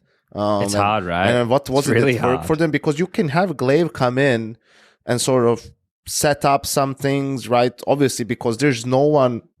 What the hell was it? Did you guys hear this or just me? Just you, baby. I just had a sound in my headset. God knows what it is. Yeah, that was weird. And there's like, I don't know who it is. Madden come in and say, well, listen, this is how we play. These are the things that, we like doing and so on. And can you just build something around this? Or is it, obviously you're going to take things that work for them, but, GLAIVE has his own probably vision and Cuban on how to use these players, how to play. And also, if you're them, you don't want to come in and change too much. I mean, shit's been working, right? But also, you're not fucking snappy. That might feel unnatural to you. You don't know how to do it that way. You have your own style. So I think it can be, it can go really well and it can go terribly wrong. I really don't know what to expect. Do you think this was a bad decision for GLAIVE to go to this team? In the sense Where that else does he go? I think for GLAIVE, it's fucking sick. If he Well, has I mean, the confidence is it- that he can pull it off, right? There's no better team he could join. right, but if we use I'm kind of like alluding to like what Chad said earlier, where like if the expectations for ENCE they've been like a top 3 team for like a year, and you're GLAIVE coming into this, and all of a sudden you kind of have to stay in that like top 5 category. Like if you start dropping too far, everyone's like, well, fucking GLAIVE, like, it's just gonna look worse for you, right? Yeah, but I mean, I hey, think the thing is though, you're GLAIVE, bro. look, you can need to pull it off. 100%. Like from his perspective, he needs to have a bit of an ego about who he is, right? Sure. A 4-time major winner, right? But then you also look at, from an ENCE perspective, and you could start the conversation. Okay, you lose Snappy. What in-game leader are you replacing Snappy with? And if GLAIVE wasn't in the conversation, where are you going? Like, who are you picking? I don't even know where you'd start. Yeah. Who would we even? Maybe they get your boy Hooksy, Snacks off Gamer Legion after they beat him at the fucking Eliza. That's true. When Hooksy inevitably gets kicked from G2, they could probably get him, but who knows how long that's going to take. So I don't know. I think like GLAIVE kind of fits the bill on all accounts, doesn't it? Right. So also just quickly, because I imagine we're going to be rounding this thing up soon. I said that NIP and Fnatic are both very poorly managed. I just want to make sure that I lump OG into that as well, and make sure that they're not getting away with that cop and fucking bullet, because they also fucking suck. But Just want to make sure but that's on the record. I had higher expectations for Fnatic and NIP than I ever did for OG. OG been dog since the beginning. Yeah, but that's also I saw Absolutely that Raga was doing some of the, I guess, the group stages maybe, or maybe just a couple of days, I don't know, at Blast with Pimp and Maniac, and then I heard some of the stuff, and it was like they asked him about how was he finding like this being on the other side of the booth and whatnot, and like when are they going to see him again? And he said like, hopefully at the major. And, like things haven't really worked out with this last lineup as we were hoping. I'm thinking like, bro, they haven't worked out with the last 5 lineups that you guys have tried. But even the first one they put together was like AVG, man. It was like Issa and MBK and stuff, right? Like even that one, like, and I remember because it was like during, I think it was like in the very early times, right? So this would have been late 2019, early 2020. So just kind of as the pandy kicked off. I remember I was like such a big, like, I was so negative about him in the beginning, and then I caught myself. I was like, "Why am I being such a dick? Like, these guys are just trying." And then now the way it's aged, I've gone, "Actually, you know what? No, I was right the first time around. Fuck that. Yeah, the best thing that's come out of OG was fucking Flamesy, and he came from Endpoint first, so it wasn't NBK, even like Valda, Alexi B, Issa, Mantu. Mate, Valda's playing for TSM right now, and they lost to Sprout. They're 78th in the world. Bro, do you know how HLTV. fucking happy Xtaz has got to be? He's just like, oh, thank fucking God, I dodged that bullet. Well, the fact that he took the bullet in the first place, he signed himself up for that thing. He was like, well, I don't know. I guess Onyx at Vitality. I'm not going to be doing Vitality. He took the bullet and then somehow got revived and escaped. We could have gone man's gotta 3, eat. Max. He could have gone with Hadji, Maka, Lucky, Jocko, and Instead, he's X-Size. lifting a trophy out in Copenhagen. Yeah, that must suck. You know That how must it is, really Chad. suck. You get a kid, all bets are off. You have to feed that child. Yeah, Jason's scrapping every day. I always hear him. He's out there going, "Yeah, man, I can't put food on the table." That's me. Yeah, I have to go to another tournament in the Middle East. I know. Bloody Then hell. they won't even pay for business class. Those And they. man,